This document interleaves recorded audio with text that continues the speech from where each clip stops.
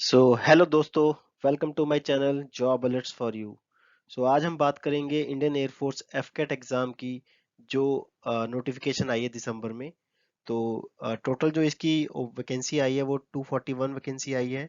ठीक है। एफकेट मैं थोड़ा डिटेल में बता देता हूँ। एफकेट साल में 2 बार होते हैं। ठीक है। अभी जो वैकेंसी या नोटिफिकेशन आया है वो एफकेट 1 2023 के लिए आया है। ठीक है। और एक आएगी हमारे पास जून जुलाई के नेक्स्ट ईयर जून जुलाई में। ठीक है। तो आइए देखते हैं इसमें। सो बेसिकली जो इंडियन एयरफोर्स है वो कंडक्ट करती है AFCAT exam for recruitment of flying branch and ground duty officers. ठीक है। दोनों के लिए, टेक्निकल एंड नॉन टेक्निकल के लिए। अब ये जो रिक्रूटमेंट है ये पूरा 1 साल की प्रोसेस होती है। ठीक है। एग्जाम दोगे, उसके बाद आपकी इंटरव्यू कॉल आएगी जिसे हम एसएसबी कहते हैं, सर्विस सिलेक्शन बोर्ड। ठीक है। और उसकी जो ज्वाइनिंग होगी वो आपकी होगी जनवरी 2024 में। ठीक है। जो कोर्स स्टार्ट होगा। ठीक है। तो आइए इसमें देखते हैं। आज हम डिस्कस करेंगे इसकी टोटल वैकेंसी के बारे में, इसके सिलेबस के बारे में, एज क्राइटेरिया और कितनी इसकी फीस है ऑनलाइन की, सब कुछ। तो इम्पोर्टेंट जो डेट है वो आप 1 दिसंबर से ऑलरेडी ऑनलाइन एप्लीकेशन स्टार्ट हो चुकी है। ठीक है। और जो लास्ट डेट है, क्लोजिंग डेट है, वो 30 दिसंबर है। सो आप जो भी एलिजिबल है इसके लिए इमीडिएटली अप्लाई कर दीजिए। ठीक है। बहुत अच्छी ऑफिसर वैकेंसी है ये। नेक्स्ट एज क्राइटेरिया की बात करें तो ये एज क्राइटेरिया एज ऑन 2024, 1 जनवरी 2024 है। ठीक है। बहुत लोगों को लगता है कि ये एज क्राइटेरिया मैं एलिजिबल हूँ लेकिन मैं अप्लाई नहीं कर पा रहा। ठीक है। तो ये जो एज होती है ना, ये कोर्स की एज होती है। बेसिकली कोर्स जो कमेंस हो रहा है वो जनवरी 2024 में हो रहा है। तो एकेडमी में जाने तक आप 2024 के अंडर होने चाहिए। ठीक है।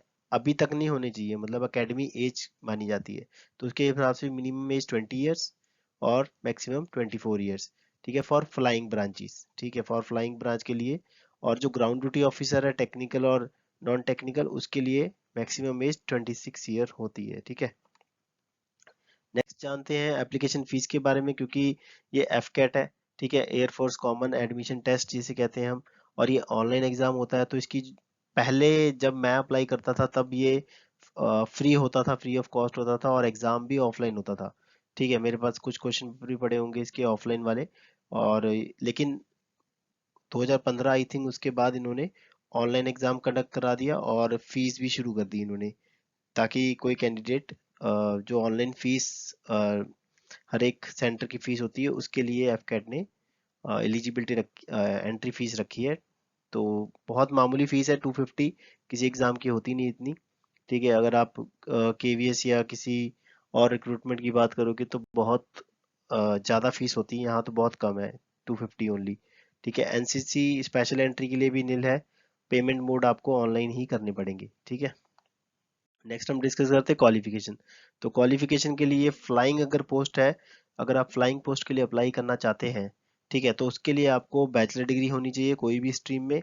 लेकिन इंपॉर्टेंट क्या है कि आपको पीसीएम होना चाहिए, फिजिक्स केमिस्ट्री मैथ। ठीक है। पीसीएम फिजिक्स केमिस्ट्री मैथ कहते हैं, लेकिन इनके लिए फिजिक्स और मैथमेटिक्स एज +2 लेवल हो इम्पॉर्टेंट है अगर आप फ्लाइंग पोस्ट के लिए अप्लाई करना चाहते हैं। अगर आप फ्लाइंग पोस्ट के लिए नहीं करना चाहते तो आप कोई भी ग्रेजुएशन डिसिप्लिन में कर सकते हैं, या फिर बीटेक आपके पास हो। ठीक है। और associate member of engineering clear हो, तो आप कोई भी टेक्निकल नॉन टेक्निकल एंट्री के लिए एलिजिबल है, चाहे वो एडमिन हो या लॉजिस्टिक ब्रांच हो। ठीक है। ग्राउंड ड्यूटी ऑफिसर हो, तो आप उसके लिए एलिजिबल हो इसके अकॉर्डिंग। लेकिन फ्लाइंग ऑफिसर के लिए आपको पहली वाली क्राइटेरिया को फुलफिल करना पड़ेगा। ठीक है। और ऑनलाइन अप्लाई करने के लिए मैंने यहाँ पर डिस्क्रिप्शन में भी लिंक दे दिया है, और आप यहाँ पर भी जा सकते हैं fcat.cdec.in। ठीक है। यहाँ पर आप ऑनलाइन अप्लाई कर सकते हो रजिस्ट्रेशन करने के बाद। ठीक है। आपको डिस्क्रिप्शन बॉक्स में इसका सिलेबस और ऑफिशियल नोटिफिकेशन और आपको अप्लाई ऑनलाइन का लिंक मिल जाएगा। ठीक है। कोई अगर आपको डाउट होता है तो आप कमेंट सेक्शन में अपना डाउट पूछ सकते हो। ठीक है। नेक्स्ट जो है हम वैकेंसी की डिटेल करेंगे। तो एफकेट एंट्री की बात कर रहे हैं तो फ्लाइंग के लिए टोटल 10 वैकेंसी है। ठीक है। क्वालिफिकेशन ऑलरेडी मैं डिस्कस कर चुका हूँ कि +2 में आपको फिजिक्स और मैथ जरूरी है फ्लाइंग के लिए। ग्राउंड ड्यूटी और जो नॉन ग्राउंड ड्यूटी है अपनी, नॉन टेक्निकल, उसके लिए ज़्यादा वैकेंसीज होती हैं, फ्लाइंग्स बहुत कम ऑफिसर्स होते हैं, ठीक है, क्योंकि उसके लिए एक एग्ज़ाम होता है फ्लाइंग का, तो वो क्लियर करना वंस इन ए लाइफ होता है वो, ठीक है, वो ड्यूरिंग एसएसबी ही क्लियर होता है। तो ग्राउंड ड्यूटी के लिए 130 है और टेक्निकल के नॉन टेक्निकल के लिए 118, ठीक है, इसके लिए कोई भी आप डिग्री और एयरोनॉटिकल आप एलिजिबल हो।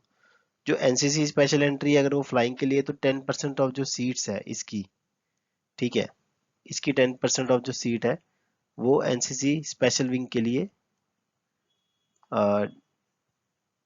रिजर्व की गई है, ठीक है, तो टोटल जो वैकेंसी है उसका सॉरी 10% एनसीसी के लिए होगा। तो अप्लाई ऑनलाइन के लिए अगेन लिंक आपको डिस्क्रिप्शन में मिल जाएगा। अब मेन बात है कि सिलेबस, ठीक है, तो सिलेबस की बात करते हैं आज। स्कीम क्या है, सबसे पहले तो मार्किंग स्कीम क्या है, आपको टोटल 100 क्वेश्चंस आएंगे, ठीक है, 100 क्वेश्चंस आएंगे और हर एक क्वेश्चन का जो मार्क्स होगा वो 3 मार्क्स का एक क्वेश्चन होगा, ठीक है, और हर एक नेगेटिव मार्किंग है यहाँ पर, 1 mark will be directly for incorrect answer, ठीक है, और जो पैटर्न है एग्जाम का मैं बताऊं तो 4 पार्ट्स में डिवाइड किया गया पैटर्न, ठीक है, पहले है इंग्लिश, इंग्लिश में आपको comprehension, detect error in sentence, ये सब टॉपिक्स है, सेंटेंस कंप्लीशन, ठीक है, filling in correct word, synonym और एंटोनिम, एंड क्लोज टेस्ट और fill in the gaps paragraph, items and phrases, analogy, sentence rearranging, substitution in a sentence, one word substitution,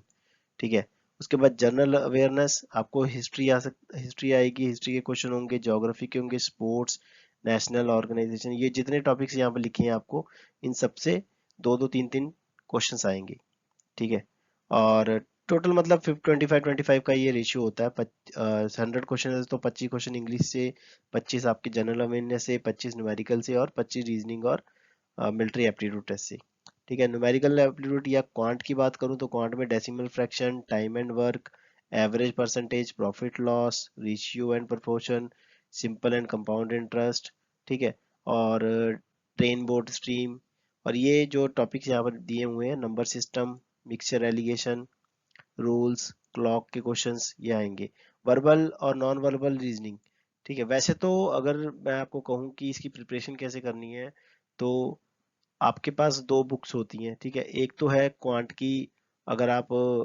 R S Agarwal की follow करते हैं तो आप, आपके पास देखो ऑलरेडी सब टॉपिक्स अवेलेबल है, तो आपको क्या करना है कि इन सब टॉपिक्स को डिटेल में पढ़ना है, आप कोई पर्टिकुलर बुक मत फॉलो करो, बेटर है कि आपके पास टाइम है अभी, ठीक है, तो इसका जो एग्जाम की प्रिपरेशन है आप यही करो कि आपको आर एस अग्रवाल की एक बुक आती है क्वांट और रीजनिंग की, आर एस अग्रवाल, ठीक है, वो सबसे अच्छी बुक है,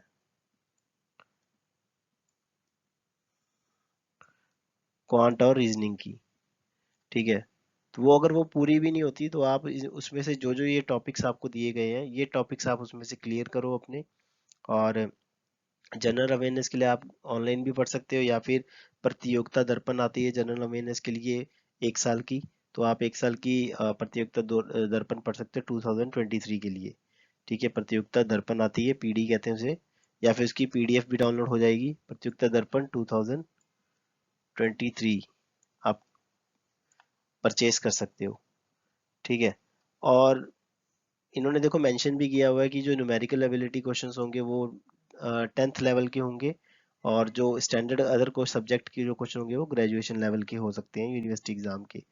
तो एग्जाम जो होगा वो इंग्लिश में होगा क्योंकि ऑनलाइन टेस्ट हो रहा है, एफकेट का नाम ही है, ठीक है, तो एफकेट का एयरफोर्स कॉमन एडमिशन टेस्ट। तो इसी के साथ अगर कोई डाउट है आपको तो डिस्क्रिप्शन बॉक्स में मैं आपके लिए एक तो इसका सिलेबस और एक ऑफिशियल नोटिफिकेशन और एक अप्लाई का लिंक आपको नोटिफिकेशन में दे रहा हूँ, तो आप वहां से अप्लाई कर सकते हो। अच्छी लगी ये वीडियो तो लाइक करना, थैंक यू।